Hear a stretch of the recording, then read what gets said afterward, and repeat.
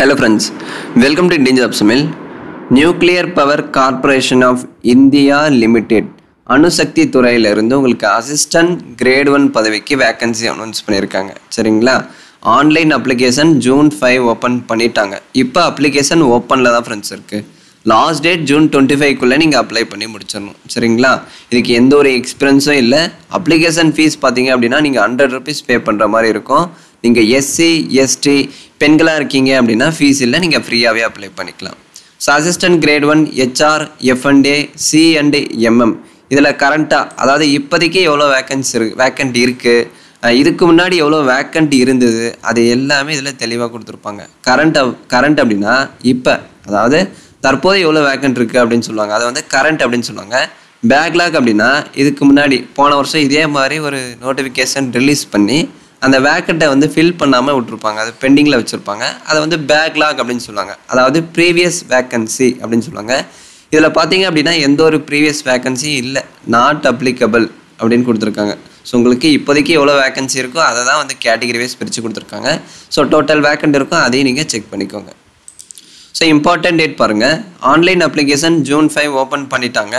இப்போ ஓப்பனில் தான் இருக்குது. உங்களுக்கு அப்ளை வீடியோ தேவைப்பட்டால் சொல்லுங்கள், அப்லோட் பண்ணுறேன். ஸோ லாஸ்ட் டேட் ஜூன் 25க்குள்ளே நீங்கள் அப்ளை பண்ணி முடிச்சிடணும்.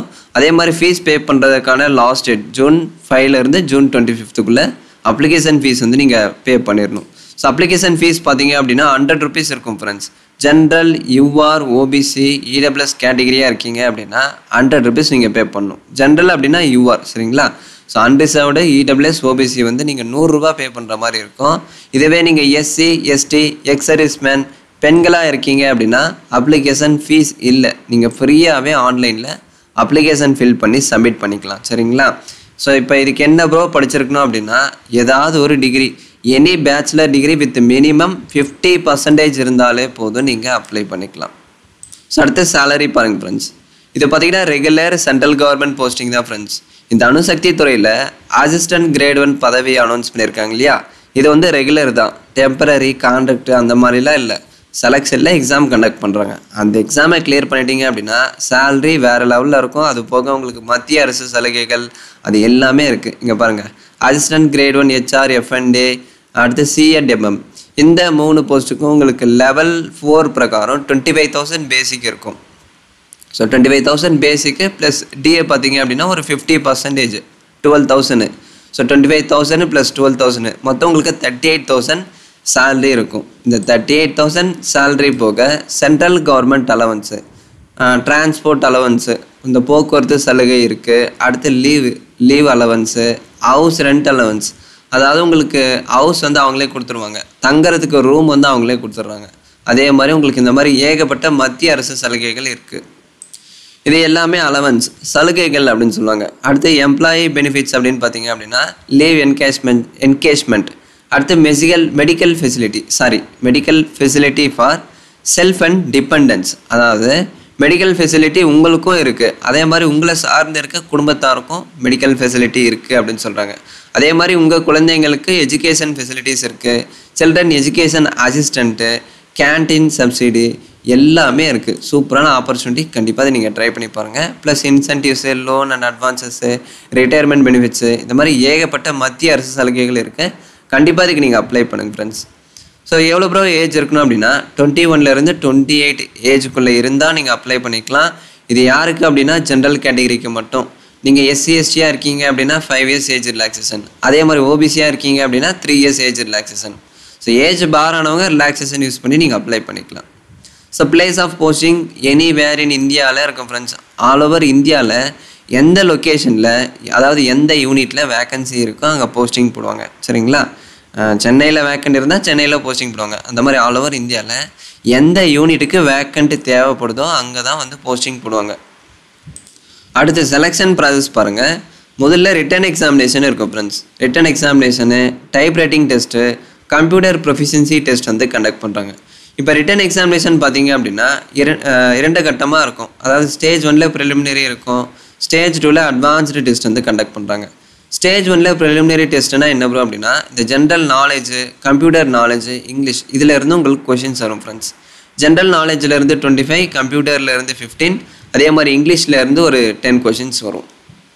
ஸோ மொத்தம் உங்களுக்கு 50 கொஷின் வரும். கொஷின் ஒரு மணி நேரம் எக்ஸாம் வந்து கண்டக்ட் பண்ணுவாங்க. 150 மார்க் அதிகபட்சம் எக்ஸாம் இருக்கும். உங்களுக்கு கொஷின் பார்த்தீங்க அப்படின்னா மொத்தம் உங்களுக்கு ஒரு 50 கொஷின் இருக்கும். சரிங்களா? ஸோ ஒரு மணி நேரம் எக்ஸாமு மொத்தம் 150 மார்க்கு எக்ஸாம் இருக்கும். ஒரு கொஷினுக்கு 3 மார்க் வந்து சொல்லியிருக்காங்க. ஒரு வேளை நீங்கள் தப்பாக ஆன்சர் பண்ணுறீங்க அப்படின்னா நீங்கள் தப்பாக ஆன்சர் பண்ணுற ஒரு கொஷினுக்கும் 1 மார்க் வந்து குறைக்கிறதா சொல்லியிருக்காங்க. தெரியல அப்படின்னா விட்டுருங்க. தப்பாக ஆன்சர் பண்ணிங்கன்னா 1 மார்க் வந்து ரெடியூஸ் ஆகும். சரிங்களா? சரி ப்ரோ, இந்த ரிட்டன் எக்ஸாமில் நான் பாஸ் ஆகணும் அப்படின்னா குறைஞ்சது எவ்வளோ பர்சன்டேஜ் எடுக்கணும், அதாவது எவ்வளோ மார்க் நான் எடுக்கணும் அப்படின்னா, நீங்கள் ஜென்ரல் கேட்டகரியாக இருக்கீங்க அப்படின்னா மினிமம் 40% நீங்கள் எடுக்கிற மாதிரி இருக்கும். எஸ்சி எஸ்டி ஓபிசி டிசபிலிட்டியாக இருக்கீங்க அப்படின்னா 30% இருந்தால் போதும்.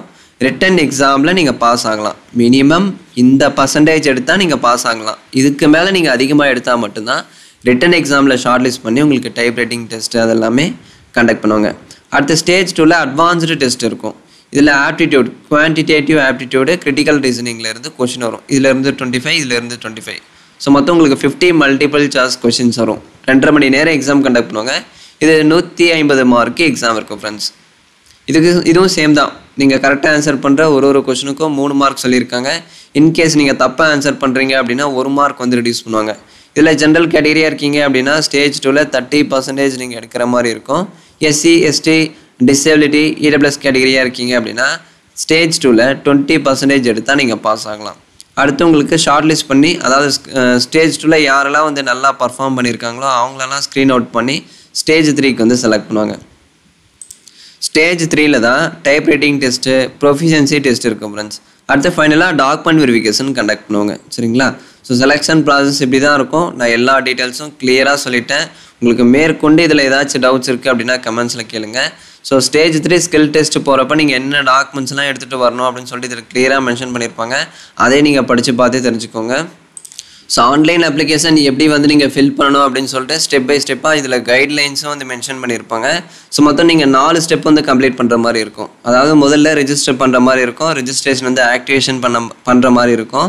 அடுத்து உங்கள் அப்ளிகேஷன் வந்து நீங்கள் ஃபில் பண்ணணும். அதில் இந்த கேண்டிடேட் டீட்டெயில்ஸு, அடுத்து உங்கள் ஃபோட்டோ, சிக்னேச்சரு இது எல்லாமே அப்லோட் பண்ணிவிட்டு ஃபைனலாக அப்ளிகேஷன் வந்து நீங்கள் சப்மிட் பண்ணிவிட்டு பேமெண்ட் பண்ணுற மாதிரி இருக்கும். சரிங்களா? நான் அப்ளை வீடியோ கண்டிப்பாக அப்லோட் பண்ணுறேன். எவ்வளோக்கு எவ்வளோ ரெஸ்பான்ஸ் அதிகமாக வருதோ அதை பேஸ் பண்ணி தான் நான் அப்ளை வீடியோ அப்லோட் பண்ணுவேன் ஃப்ரெண்ட்ஸ். ஓகேங்களா? ஸோ அப்ளை வீடியோ தேவைப்படுறவங்க கமெண்ட் செக்ஷனில் அப்ளை வீடியோ அப்லோட் பண்ணுங்கள் அப்படின்னு சொல்லிட்டு நீங்கள் டைப் பண்ணுங்கள். அதை கமெண்ட்ஸை பேஸ் பண்ணி தான் நான் அப்ளை வீடியோ அப்லோட் பண்ணுவேன். ஓகேங்களா? ஸோ இது எல்லாமே நீங்கள் படித்து பாருங்கள். ஒரு சில டீட்டெயில்ஸ் வந்து நான் தப்பாக சொல்லியிருக்கலாம். ஒருவேளை நான் தப்பாக சொல்லியிருந்தால் அதை வந்து நீங்கள் கரெக்ஷன் பண்ணிக்கோங்க. ஸோ நோட்டிஃபிகேஷனை கம்ப்ளீட்டாக படித்து பாருங்கள். லிங்க் டிஸ்கிரிப்ஷனில் இருக்குது. அதாவது டெலிகிராம் சேனலில் ஷேர் பண்ணியிருக்கேன். டெலிகிராம் சேனல் லிங்க் டிஸ்கிரிப்ஷனில் இருக்குது. டெலிகிராம் சேனலில் ஜாயின் பண்ணி இந்த பிடிஎஃபை டவுன்லோட் பண்ணி நீங்கள் கம்ப்ளீட்டாக படித்து பார்த்துட்டு எலிஜிபிளாக இருந்தால் கண்டிப்பாக ட்ரை பண்ணுங்கள். மிஸ் பண்ணாதீங்க. இது ஒரு சூப்பரான ஆப்பர்ச்சுனிட்டி. முக்கியமாக 21 வயசுக்கு மேலே இருக்கிறவங்க மட்டும்தான் இதுக்கு அப்ளை பண்ண முடியும். சரிங்களா? Only Indian nationals above 21 years of age are eligible to apply அப்படின்னு சொல்லிட்டாங்க. ஸோ 21 வயசு குறைஞ்சதே இருக்கணும். அதுக்கு மேலே இருந்தால் கண்டிப்பாக நீங்கள் ட்ரை பண்ணுங்கள். இந்த வீடியோவை நிறைய பேருக்கு ஷேர் பண்ணுங்கள். பிடிச்சிருந்தா ஒரு லைக் கொடுத்து கமெண்ட் பண்ணிடுங்க. தேங்க்ஸ் ஃபார் வாட்சிங்.